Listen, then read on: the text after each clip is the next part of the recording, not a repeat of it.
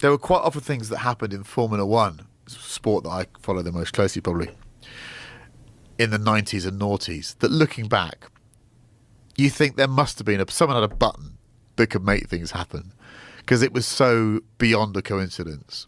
And I never stopped to think of the implications of that thought. But if someone can do that in a sport, they can do it in the rest of your lives. And they've always rigged sports. I mean, people have been rigging sports since the beginning of sports betting. Hey, so Formula F1 racing has had cheating and bending the rules going on for years. And Chris Harris, an automotive journalist who covers Formula F1 racing for decades, recently sat down on Joe Rogan's podcast and talked about how the different examples of how cheating's been going on. And then we'll talk about how cheating's still going on today and how it's impacting Mercedes. I think the greatest book that's not been written and never will be written is The Greatest Cheats in Motorsport. Some of the stories I've heard over the years are so good. Just because what they do is they reveal the competitive nature of human beings, but also ingenuity. You will see people at their most ingenious when they're cheating, not when they're abiding by the rules. Right. And Formula One is about the phrase that the great Mark Donoghue, one of your great drivers, Mark Donoghue was a Can-Am driver who did a bit of Formula One as well. He coined the phrase the unfair advantage, which is a phrase I love because it just defines so many sports.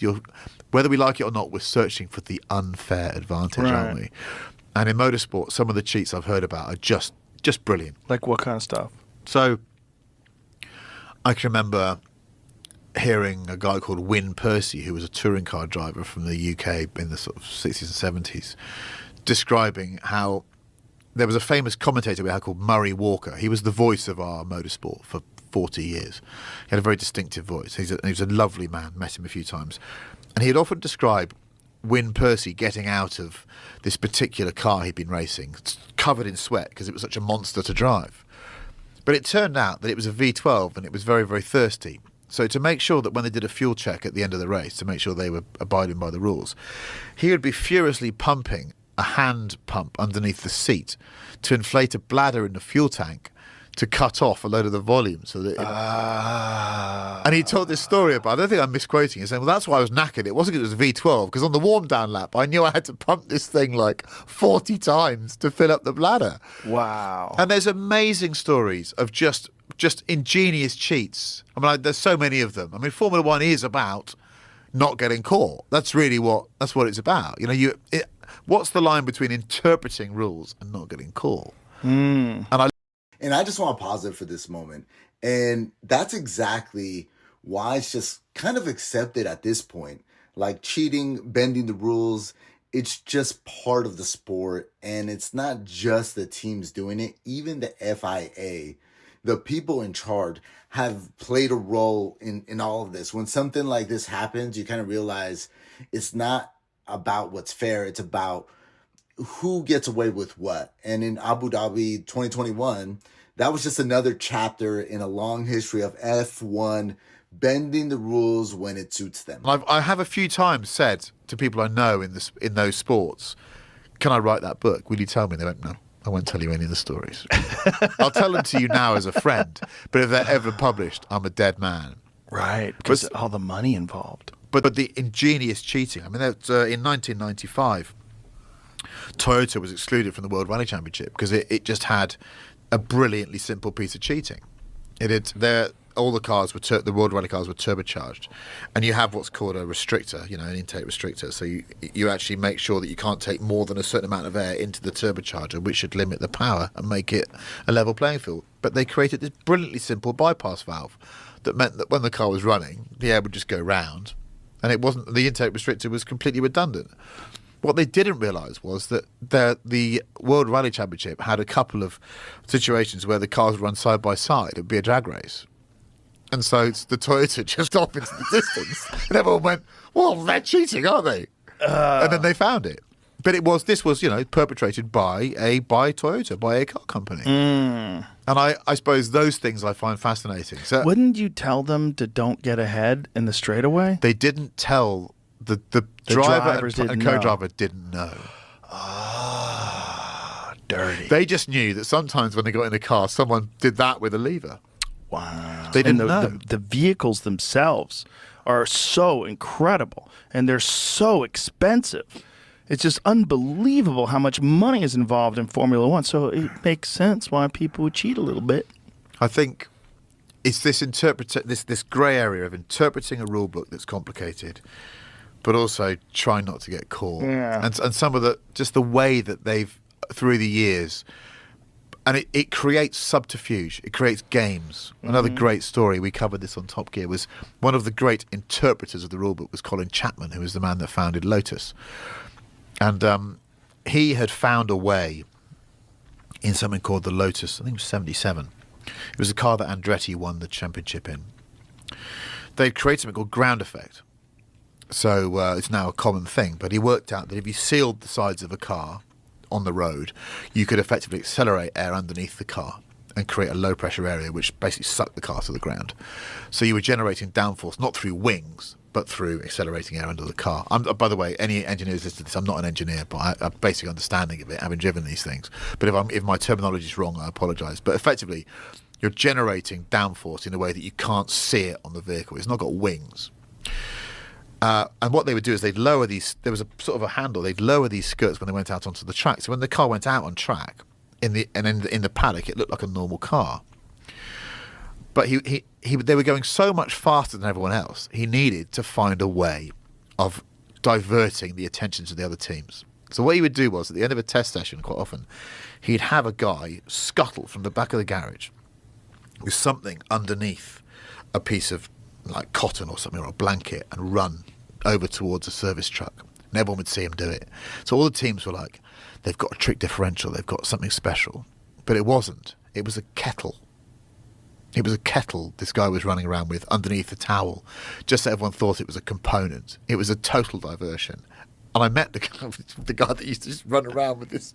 It was like a teapotty kettle thing. He was just told at the end of the session, put that under there and run away with it, so everyone thinks it's like a differential or something.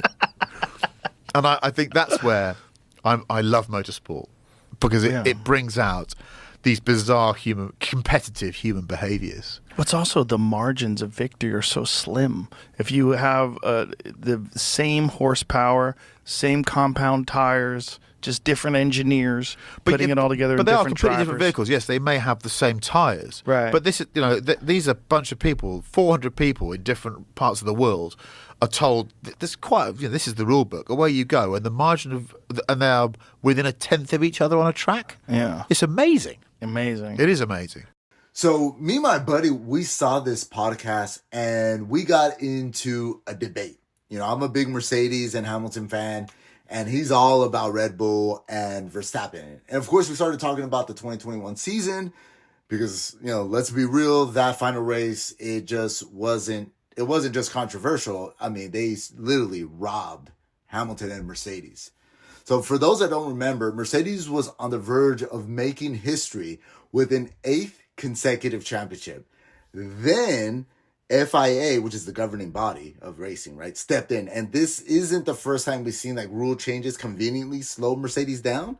So, for example, like if you especially been following the last few seasons, especially back then, they were doing everything they could to keep Mercedes from winning. Before we get into the Hamilton part, let me just bring up some key rule changes that F1 did, specifically hurting Mercedes.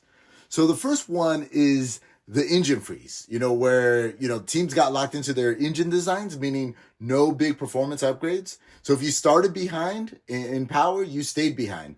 This negatively impacted Mercedes. The second thing is aero kit changes. The rules shifted to cut downforce, which ended up hurting low rate cars like Mercedes more than high rate cars like Red Bull. This gave Red Bull an unexpected edge. Next is the budget cap. A spending limit was introduced, making it harder for teams like Mercedes to outdevelop their rivals throughout the season. And then last, the new tire design by Pirelli brought in stronger tires. And while this seemed like a small change, it affected how teams manage their setups and their wear. So, these changes all played a part in actually making that season, just closer, right? It shouldn't have been that close because Mercedes was unbelievably dominant. So Now to get to the part where they actually stole the championship. So it was the last race of the year. It was 2021 Abu Dhabi Grand Prix, and it was again Lewis Hamilton was in control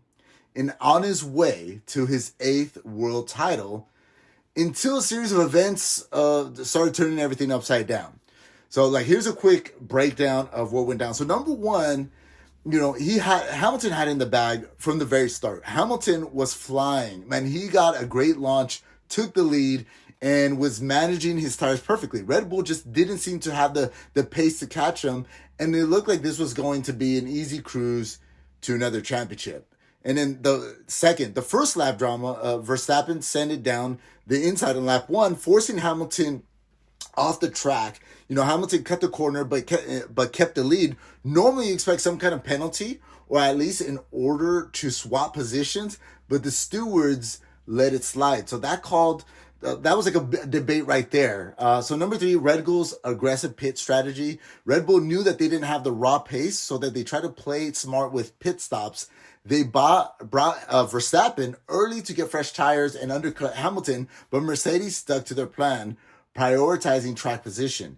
It was working until chaos hit. So the crash, number 4, they were just within a few laps, and then Nicholas crashed, bringing out the late safety car. So this was huge. It gave Verstappen a free stop for fresh tires, while Hamilton, already committed, had to stay out on worn tires. Suddenly, the comfortable lead was in serious danger. So the rule change, number 5, that shocked F1. Initially, lapped cars weren't going to be allowed to overtake before the restart, which would have left a few cars between Hamilton and Verstappen. But then, in a last-minute decision, race director Michael Masi only let the cars between Hamilton and Verstappen unlap themselves, setting up a one-lap showdown. And Verstappen had brand new, fresh, soft tires.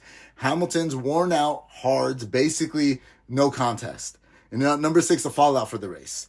So the director gets fired because of that final lap. Verstappen made the inevitable pass, winning the race and the championship. But the backlash was immediate. Mercedes protested. Fans protested. I was outraged, and they thought about suing them. But in the end, Masi was removed as race director, but the championship result stood.